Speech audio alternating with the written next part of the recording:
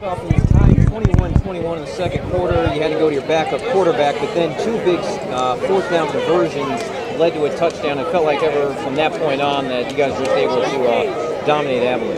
Well, Abilene's a very well-coached team. They're 4-0 for a reason.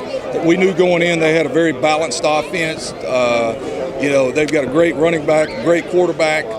They can throw, they can keep you balanced because they can throw and run. Fortunately for us, we played with a lot more confidence after that first quarter. Flying around, I thought we played great defense after that. It felt like your backup quarterback, Montana, he just came right in, and it felt like he was almost like Tom Brady relieving Drew Bledsoe a few years ago. Just talk about him being calm and leading you guys to all those touchdowns. Well, it's always about the next guy. And Montana is trained extremely hard. He's been brought up through our system. It was his moment. He stepped up, obviously performed very admirably. There was never a doubt. We said, what do we adjust? We said, let's think about it. We don't adjust anything.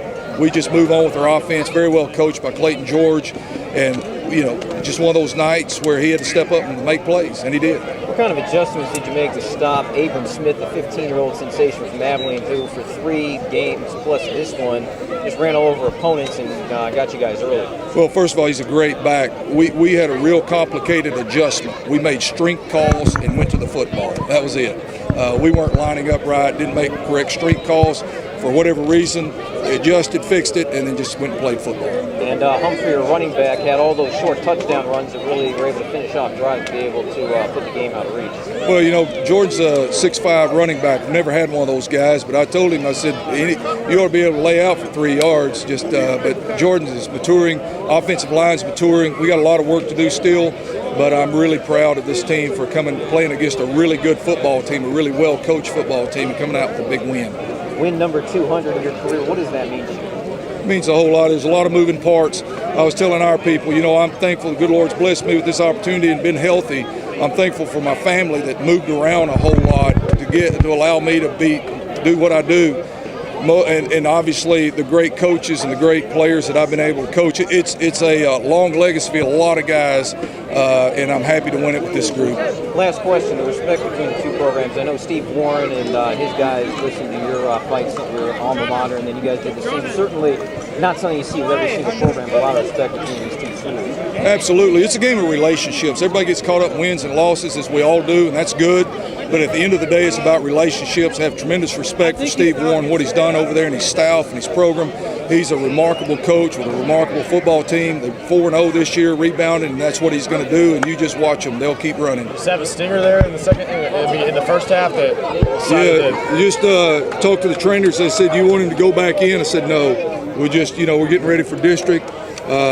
It was a good time for Montana to get out and get some reps. We had a 21-point, lead. Our defense, it was a good time for them to handle a little adversity, and our football team to handle a little adversity with the new guy, with the new quarterback. We're confident in Montana, and there's a reason we're confident. You watched him play tonight. And so, we don't just provide lip service. We believe that. It's always about the next man. And like I said, Ryan had a good night. And we just felt it was best to finish the game that way. What exactly was it, though, that did lead to just taking that precaution? Was it a leg? Was it his leg, or just? I don't know. We just held him out. Okay. And your defense really tightened down in the second quarter after they matched you that first few drives. What adjustment did you make? We weren't shocked. I was telling the guys, I said it's real complicated. We started making strength calls. We didn't make the right strength calls. We didn't line up right. And good football teams exploit that when you're vulnerable and make some alignment things. We knew going in they were a great offense. I mean, they're a very balanced offense, and they got a great running back. And they made some plays we didn't.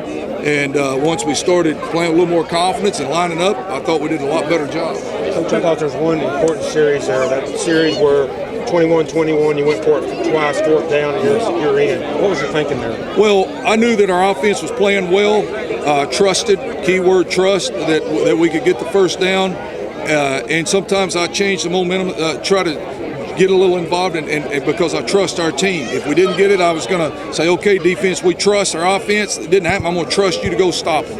And fortunately, it worked out. Doesn't always, but it did that time. Well, and just what's this do for you?